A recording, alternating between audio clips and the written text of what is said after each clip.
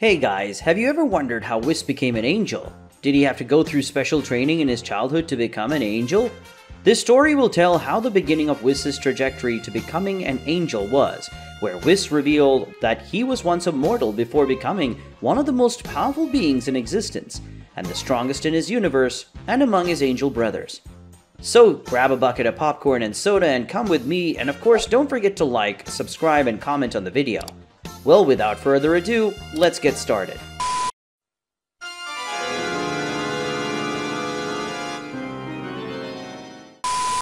Whis said, "In the beginning, there were not 12 universes, but only one universe, and it was in this universe that all the angels and the first gods of destruction lived.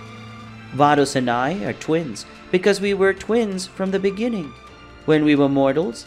But when we separated from each other, and I ended up going to another planet, since the technology of that universe was very advanced, and luckily we both ended up becoming angels, and we only met when the Daishinkan officially made us angels." Whis spoke while looking at the Saiyan who finally understood why he and Vados were twins.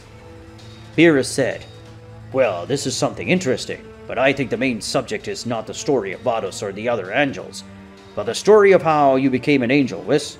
After all, that was the main point for us, to get into this talk. But if you don't want to talk about it, we'll understand, because as Vados herself said, some angels didn't have a good life before they were angels," said the god of destruction of the 7th universe while looking at his angel. And even though Beerus wanted to know the story of the angel, Whis, the god of destruction, didn't want to pressure the angel Whis to tell him how he became an angel.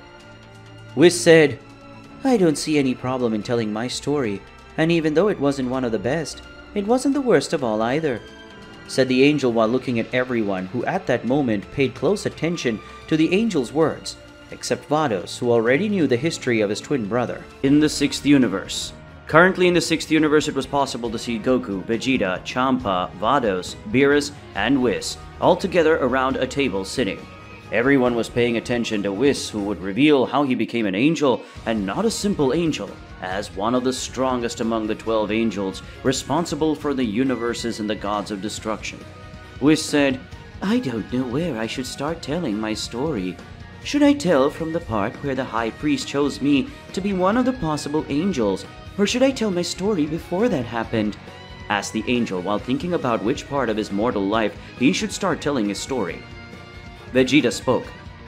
"How about starting from the beginning, when you and Vados were separated? It would be more interesting to know the story from the beginning of everything, to know if your childhood was good or not," said the Prince of Saiyans, while looking at the angel who looked at Vegeta and thought a little about what the Saiyan said.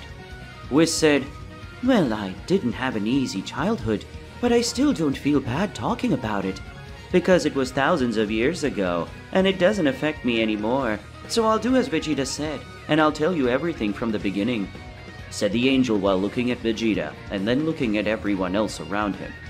Whis said, "Well, it all started when," said the angel, starting his story of when he was a simple mortal, who in the future would become one of the sons of the Daishinkan and one of the most powerful angels.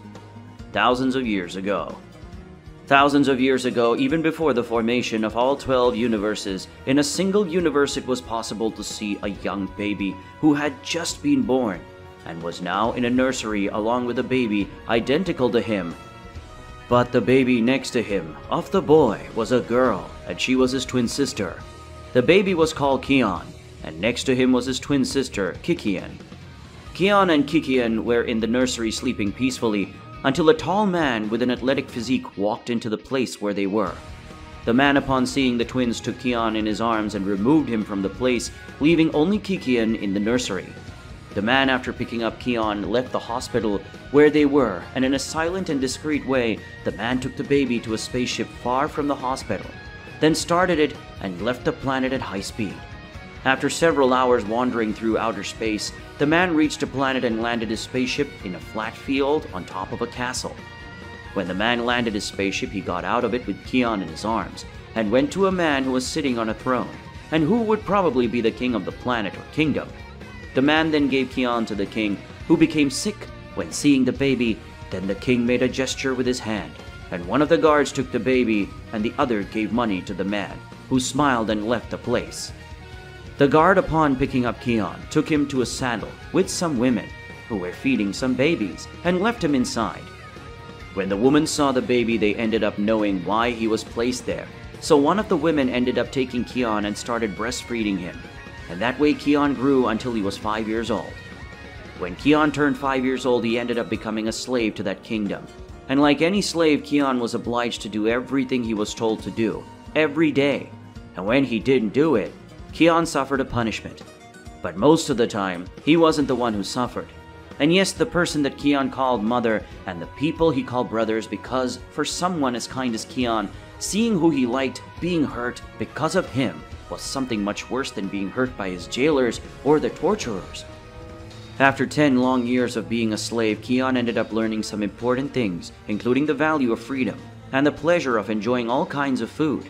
Because as a slave, he was not able to eat tasty foods or that taste better than washing. Daily, Keon had to work in extremely hot places and do extremely heavy work for anyone to tolerate, and Keon was no exception.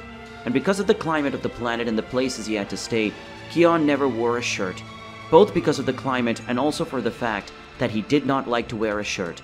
And because of that, some of his scars were exposed on his back, which was the main place where he was punished, in addition to others such as the abdomen and chest. Keon, after all these years working as a slave, he was lucky enough to be chosen by the daughter of the king of the planet, what Keon was. And that way he ended up becoming a servant of the princess, who would be the queen of the entire kingdom in the future. After Keon became the servant of the princess, who was called Mimi, Keon's life improved in several ways, and one of them was that Keon no longer needed to be afraid of being punished if he couldn't complete his daily work, because his new master was polite and kind to Keon, and even offered him a nice room with every luxury he could dream of. Keon worked for years serving Mimi in the best way he could, and that pleased the princess a lot, because Keon did things in an impeccable way. Keon didn't know, but Mimi was increasingly interested in him, but not as a servant, but as a man. And even though the princess was the future queen and was already engaged to a prince from another planet, the princess still felt a lot of attraction for Keon, and the fact that he practically never wore a shirt was something that pleased the princess a lot. Keon only wore some top clothes when it was really necessary, but when he wasn't, he didn't wear them, because he didn't like to wear those clothes very much, and the hot climate of the planet didn't help a lot. And what most enchanted the princess was the scars he had that made him more attractive to the princess. Mimi was very fond of Keon, and she had already shown this several times over the years. But Keon never really cared about it, because he knew that what Mimi felt was nothing more than desire and not love. And Keon was smart enough not to try relate to the princess, because if Keon did that, he would be hunted and killed not only by the king, but also by the prince who was Mimi's groom, and who did not know about his bride's attraction to Keon. Because if the prince knew, he would kill Keon ASAP. Mimi tried everything to make Keon feel desire for her. The princess had lowered herself several times to attract the attention of the man she desired, but she never managed to awaken Keon's desire, which in the eyes of the princess was too quiet, and that irritated her a lot. So the princess made a decision that either she would have Keon by hook or by crook. Mimi forced Keon to go to her room one night and said that she wanted Keon to be hers, and if he refused, she would kill him. But Keon, even being threatened with death, he refused to do anything with the princess, because if Keon had to die, he would at least die with his dignity intact. Mimi, seeing that she would never have the one she truly loved by her side, Mimi screamed, feigning despair, and seeing her plan, Keon ran at full speed out of the castle, and it didn't take long for the news that a mere slave had tried to abuse the princess. Keon was chased endlessly for days until some guards found him and entered into a conflict with him.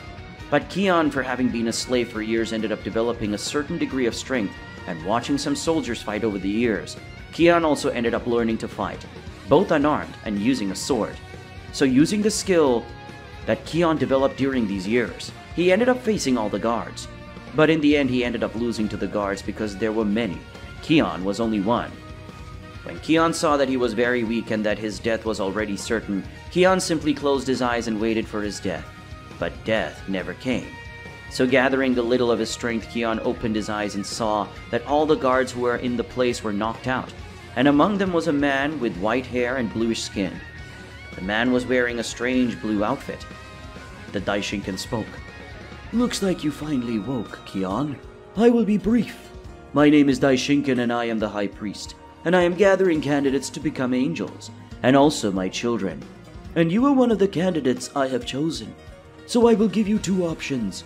The first is for you to come with me and leave this place permanently. Or I heal you and leave you here, where you will be hunted for the rest of your life. What's your choice? Asked the being with white hair, revealing his name and why he was in that place. Kion said, I don't have many choices anyway, so I accept to go with you. After all, if I stay here, I'll be dead in a short time, said the boy while looking at the Daishinkan, who just smiled at that. In the 6th universe. Going back to the present time, we can see that Goku, Vegeta, Champa, Vados, Beerus, and Whis were still gathered around a table talking about Whis' past. Everyone was surprised by the life that the angel had led before meeting the Daishinkan, the High Priest. Beerus said, so, you were called Kion when you were a mortal.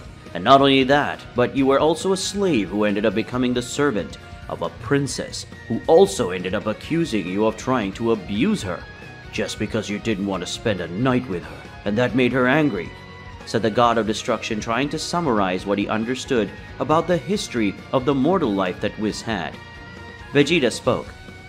This mortal life of yours is much strange than I thought. When you said that you had already been a mortal, I thought of several forms of life that you could have. But being a slave, and that too of a princess, is something unexpected, said the Prince of Saiyans while looking at Whis, who just smiled in a simple way for him. Champa said, Whis, when you were a slave you ended up being hurt by your creator. And as you said you ended up getting some scars. Could you show them? Asked the god of destruction of the 6th universe while looking at Whis. Whis said, the scars I had back then disappeared when I stopped being a mortal, so I can't show them to you, said the angel looking at Champa. Goku said, Whis, if your original name was Kion, why is your current name Whis? Asked the Saiyan while looking at the angel, but everyone who heard the question already knew the answer, because it was obvious. Whis said, let me continue to tell my story, and in the course of it, I'll tell you why I stopped calling myself Kion and ended up becoming Whis, answered the angel to the Saiyan, who nodded to him. Thousands of years ago. After Kion accepted Daishinkan's proposal, the High Priest created a beautiful energy pillar that Kion had never seen in his life. And then both entered the pillar, and suddenly Kion and Daishinkan appeared in a place that Kion had never seen or imagined that existed. Kion and Daishinkan were in a completely strange and different dimension. Daishinkan explained to Kion that the place was where the Supreme Being lived, and that his name was Zeno, and that this Supreme Being could destroy anything that existed. But Zeno was still young and did not know how to control his own powers yet, and because of that, Daishinkan had to keep an eye on Zeno. Only that Daishinkan needed other beings to take care of his new universe that would be born in a few years. And for that, Daishinkan needed beings whose powers could control and maintain order in the universes, and these beings would guide other beings to maintain order and evolve the mortal level of their universes. Daishinkan named these beings as angels, and these angels would be the sons of the High Priest. Daishinkan revealed to Kion that no angel could have children, including Daishinkan himself, but he had created a way to have children, which was through a divine adoption. Daishinkan would donate a portion of his powers to whoever he adopted, and that would turn them into an angel, and in this way these beings would become the children of the Daishinkan, and as such would receive other names, and lose their mortal identities, in addition to having their universes destroyed by Daishinkan. After saying this, Daishinkan revealed that he had chosen not only Kion but several other beings with great potential to be the Daishinkan's children. And they had to help him keep future universes in balance. But only 18 of these beings with great potential could become angels because there would only exist 18 universes, and there would be no reason to have more than 18 angels, as that would break the balance that the Daishinkan wanted to exist. After a long explanation by the Daishinkan about how the process would happen to find out who the 18 chosen angels would be, Daishinkan ended up giving some of his power to Kion, and that made him powerful, and at the same time a half-angel like all other beings, who would compete for the vacancy of angel. After that day, Kion began to train daily with his colleagues and possible brothers and sisters. Daily they were trained by Daishinkan, who taught them how to use their powers properly, and there were also combat classes with Zeno's bodyguards. But these classes were optional, and Daishinkan had made it clear that the angels would not be warriors but advisors and teachers to the future gods of destruction they would choose in the future. Kian, among all those who could be his future brothers and sisters, was one of the most outstanding in terms of combat, and even though Daishinkan didn't care much about that, he admired Kian's determination and his willpower. Zeno's bodyguards didn't. They were beings who took it lightly in the training, and most of them were very brutal because as Zeno's guardians and protectors, the guards should be relentless in their duties and in their skills and combat techniques. The skills of the guards were superior to the ability of any being from existence, and even from the Daishinkan, the High Priest. It could not be denied that because the Daishinkan himself, being one of the most powerful beings in existence, he himself had already confirmed that he would not face any of Zeno's guardians, even more if they decided to fight seriously, and this made Kian extremely surprised, and at the same time motivated. Kian was not going to give up on the guardians' training. After all, if the Daishinkan himself stated that he would not want to face any of Zeno's guardians, it meant that they were extremely powerful. Kian, unlike most of his companions and rivals, liked to learn everything so that when he became an angel and one of the official sons of the Daishinkan, he could do as many things as possible to show that he was worthy of his position as an angel and as a guide of a god of destruction. And that was something that Daishinkan liked a lot about Kian. And seeing that his rivals started to do the same thing, but most ended up giving up, either because they didn't like something or because they didn't want to do it. Many years passed, and Daishinkan had finally chosen those who would be his official children and who would help maintain peace in all 18 universes. That at the time had already been formed. The living beings of the 18 universes were already evolving, and those that were more advanced had already discovered the power of Ki. And in some cases, living beings ended up dominating and creating techniques based on the use of this energy that all living beings possessed. Kian had been one of those chosen angels, and with that he received the power of Daishinkan again and ended up becoming an angel in full. And along with that, his mortal name disappeared, and now he was reborn as an angel and received the name of Whis. He ended up becoming the angel responsible for the 7th universe. And according to the father of angels, Whis was one of the most powerful angels, that if he wasn't the strongest among the angels, but it wasn't sure since the angels never got to face each other, at least not to each other. At the moment, Whis said, "And this is my story of how I stopped being a mortal. I abandoned my name of Kian and became an angel named Whis. And I am in charge of the 7th universe, and I am still one of the most beautiful angels that are strong. But I am pretty sure I'm the strongest currently," said the angel in a slightly proud tone as he looked at everyone and Vados, who upon hearing that sighed at the proud tone that Whis had when he said that he should be one of the strongest among the angels. Vados said, "One detail you don't know is that when we became angels, we received our angel clothes and our staves. So much so that if our angel clothes disappeared, I would still be dressed in a very simple outfit, and Whis would only be wearing pants, because at the time we were trained by the High Priest, Kian or Whis refused to wear a shirt, and he only wears the one he is wearing out of obligation," said the angel, while looking at her twin brother, who ended up looking to the side and started whistling, pretending that Vados wasn't talking about him. Goku said, "Whis, you said you no longer have the scars you gained when you were Kian, but you still have the scars you gained when you were trained by the Daishinkan with Zeno-sama's bodyguards?" asked the curious Saiyan. Such a question ended up attracting the curiosity of others, and even Vados, because she had never seen her brother shirtless and didn't remember his scars. Whis said, "Yes, I still have those scars. The training I had with Zeno-sama's guardians were pretty brutal, and most of them ended up etched into my skin. Well, I think it's okay for me to show it to you," said the angel before getting up and starting to take off his shirt, and in doing so, Whis revealed his body full of scars. Whis turned and showed his back, which was where there were the most scars. On Whis's back there were several marks of cuts, burns both from heat and cold, explosions, and along with that several very old purple marks that just still remained the same way. Turning his body again, he showed his abdomen and well-defined chest that also had several scars, and the main one was the center on his chest, that there was a huge mark of X crossing his body, and there was a mark that looked like they had crossed his left pectoral with something. Whis said, "It's been many years since the last time I took off my shirt and saw my scars," said the angel, looking at himself and seeing his scars. With that, we'll end today's video. Don't forget to leave many likes in the video and comment, and don't forget to subscribe to the channel. See you another day, guys.